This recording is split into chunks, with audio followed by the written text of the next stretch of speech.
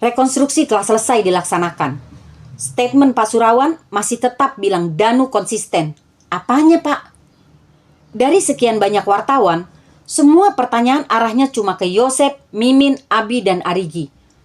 Tetapi tidak ada pertanyaan, apakah Danu ikut memukul korban? Apa wartawan udah pada ompong di kasus ini? Jadi masuk angin? Bahkan begitu banyak kejanggalan pun terabaikan, dianggap lazim, malah cenderung hoax dan berbau gosip yang ditayangkan. Hilang nilai-nilai jurnalis. Penyampaian berita yang seharusnya kita jadikan sebagai pijakan 0 tanpa isi. Dari rekonstruksi kemarin, kita menemukan hal-hal yang berbeda dari fakta. Fakta temuan-temuan pada awal pengungkapan kasus ini. Pak Taufan dan tim masing-masing mengatakan hal yang berbeda. Yang satu bilang habis subuh, yang satu bilang sebelum subuh sudah selesai. Lalu bagaimana dengan 3 orang saksi yang melihat pergerakan mobil di antara jam 6 sampai jam 6.30? Apakah kesaksian mereka akan dibuang atau dihilangkan? Rasanya saksi aja tidak bisa dihilangkan begitu saja.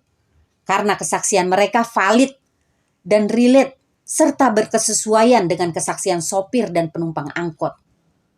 Jika dianggap apa yang mereka lihat adalah pergerakan mobil yang kedua, kemudian berniat untuk membuang korban di suatu tempat, rasanya mustahil. Kenapa mobil bisa naik ke atas kebun dulu? Gak ada istilah kesiangan. Tinggal tancap gas, langsung jalan, gak perlu naik ke kebun. Jika melihat korban diletakkan dulu di depan pintu dapur, maka asumsi saya adalah mobil naik ke kebun untuk mendekati korban yang diletakkan di depan gudang, agar lebih mudah dan tidak terlihat orang. Namun karena ban slip, kemudian sopir mengurungkan niatnya.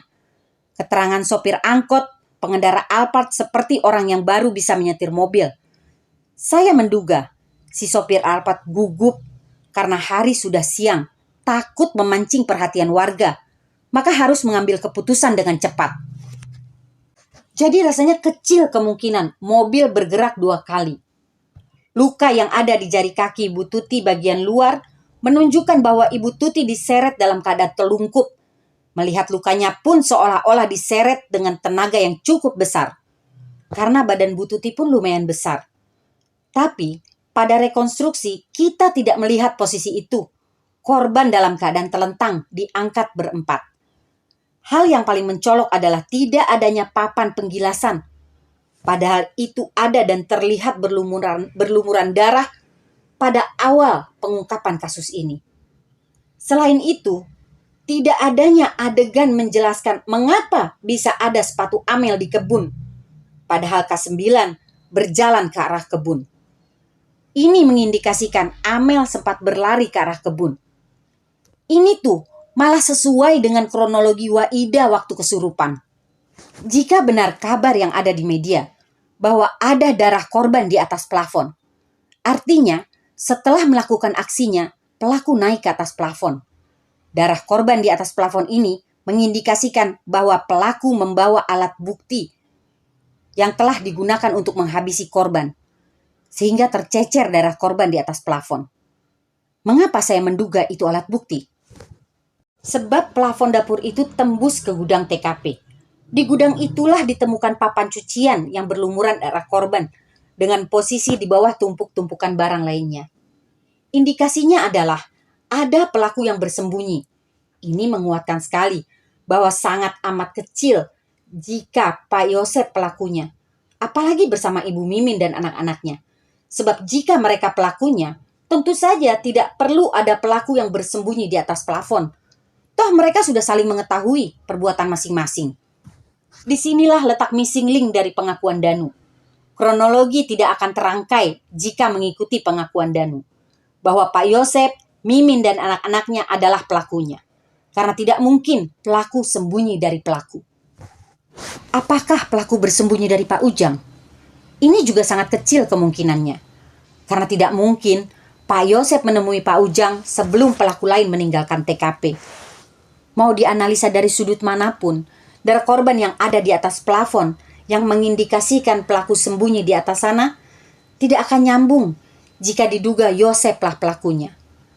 Maka dengan berat hati dan sangat amat terpaksa, saya coba menganalisa menggunakan alibi Pak Yosep. Dan rasanya inilah yang paling mendekati kemungkinannya. Ketika Pak Yosep datang pada pukul 7.15 pagi, kemungkinan pelaku masih ada di TKP. Kedatangan Pak Yosep inilah yang membuat pelaku harus bersembunyi di plafon, lalu membawa alat bukti, yaitu papan cucian. Dari atas plafon, pelaku bisa mendengarkan aktivitas orang-orang yang di bawah. Plafon tersebut tembus ke gudang. Setelah mengetahui Pak Yosep dan Pak Ujang meninggalkan TKP untuk melapor, kemungkinan pelaku turun di gudang. Pelaku menyadari bahwa tidak mungkin membawa keluar papan cucian. Selain ukurannya yang lumayan besar, papan cucian tidak dapat disembunyikan. Tentu saja akan menimbulkan kecurigaan bila kepergok oleh warga. Maka pelaku memutuskan untuk meletakkan papan cucian tersebut di gudang, ditumpuk dengan barang-barang lain. Lalu pelaku keluar sebelum warga datang, atau pelaku keluar membaur dengan warga. Lalu mengapa kita tidak melihat si papan cucian tersebut pada rekonstruksi kemarin? Mengapa bagian ini dihilangkan? Ini mencurigakan. Ada apa dengan Polda Jabar? Danu, kamu cuma jaga di depan ya? Iya. Kamu cuma megangin ya? Iya. Ikut mukul nggak? Dikit. Pakai apa? Stick golf. Itu mah eksekutor anjing. Tarik, please. Angkat tangannya di atas. Sahabat Indra udah belum. Halo semuanya, sawadikra. Udah belum? Kenapa? Belum aja.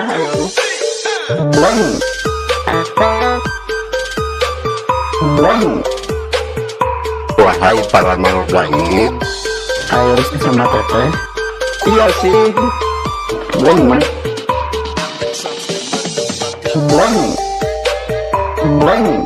Teman semuanya udah belum? Apa motifnya? Apa masalahnya? Belum aja.